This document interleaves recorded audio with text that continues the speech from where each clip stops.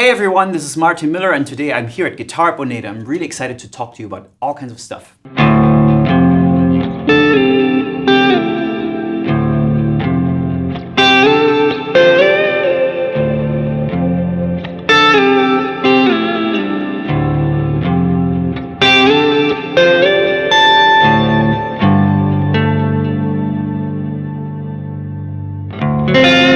I do have a musical family background, not necessarily that they were musicians as much as they were music lovers.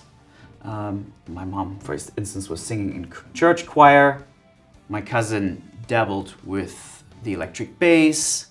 My father could strum a few chords on the acoustic guitar. But we also had a huge record collection at home, so I was always checking that out. And I was instinctively always drawn towards the sound of the electric guitar, specifically distorted electric guitar. That was my thing. And I early on got into the Rolling Stones, then got into Pink Floyd, then went to Nirvana, got into Metallica, got into Dream Theater, got into Pat Metheny, got into all kinds of jazz fusion, and yeah, decided to make music my job. And here I am in Berlin, talking to you guys. Yeah.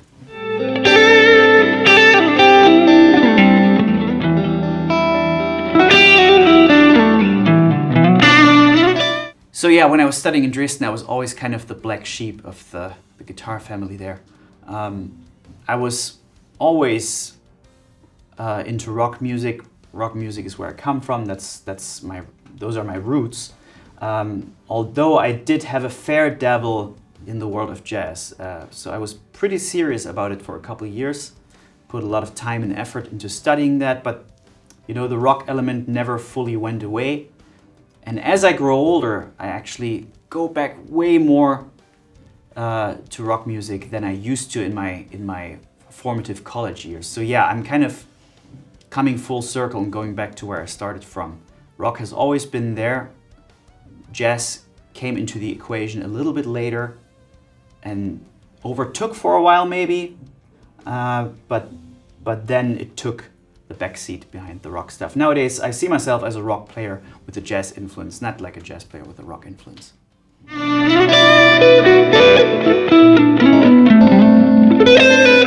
So until about 2010, I was living a very common professional musician's lifestyle, as in I was teaching during the week and playing function gigs during the weekend.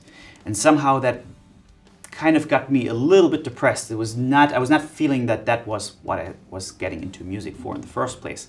So I decided to make a cut, bought myself a camera, started making videos, putting them online. And back in the day, that was not like a grand master plan type of thing. It was just very innocent. Here I'm playing my guitar in my bedroom. Let's put some of that online every couple of months. And so I got some traction on my YouTube channel back in the day, which is small numbers compared to what's out there now, but not a lot of people were doing it, so I was kind of standing out, and I caught the ears of the guys from JTC. We've been working since 2011, been doing all kinds of master classes, courses, backing tracks, all sorts of things. Yeah, been going strong for 12 years now and no end in sight.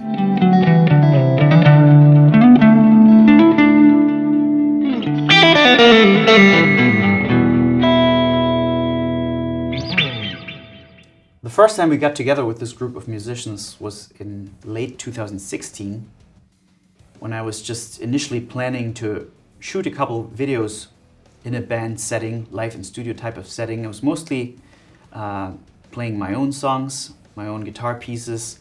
We were renting a studio in Leipzig and played together. It was a ton of fun. The results were incredible, and we had about an hour or two left before the end of the session, before the studio time would run out. So we said, why don't we play a cover? Who knows Little Wing? Okay, we all do. Let's do Little Wing. Benny, you sing.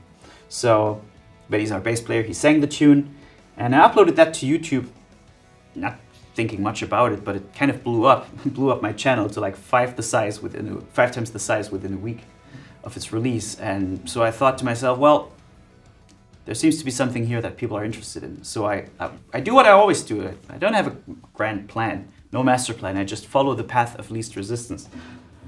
the path of least resistance in this case was, let's do a couple more of these videos. So I decided, let's play a Pink Floyd tune. Couldn't decide on a Pink Floyd tune, so I made a medley out of it, and thus became the Ultimate Medley series that you know from my YouTube channel now. It was all a bunch of happy little accidents, I would say, and I just kept chasing those accidents around. And yeah, the band consists of Marius Leicht on keyboard. He's like one of my oldest friends. We've been friends for 22 years now. We've met at a jazz competition and we bonded there immediately because we found out we were the only two kids there back in the day who were also into Deep Purple. So that was a good bond we had going immediately. I met Benny, the bass player, through our mutual friend Nico Schliemann, who I had met online before. And then lastly, Felix Lehrmann and I played together at the Ibanez Guitar Festival in 2016. And we do what musicians usually do after playing. We thought, hey, let's do something together. But except this time it actually happened. It wasn't just shallow words. We actually did something together.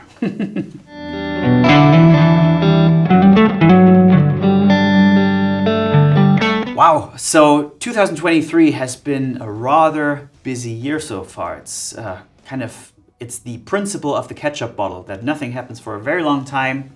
You keep hitting the bottle and suddenly everything drops at the same time. So in 2023, so far in February, I've released my new book called Modern Rock Souling. Let me help that into the camera. That's right here. You can buy that on Amazon. That's been a labor of love. I've also released my new record called Maze of My Mind, my first vocal record. I've been working on that for almost 5 years. It's nice to see that finally come to fruition. It's a progressive heavy rock record with vocals, with tons of guitar, awesome players like Sebastian Lanza on drums. And also, we've just announced this beautiful signature guitar, the MMN1, to the public, which is the new Ibanez signature model, my third one. HSS configuration, 22 frets, mahogany body, flame maple top, and it sounds absolutely amazing. Very happy with it. We're very happy with all these three products.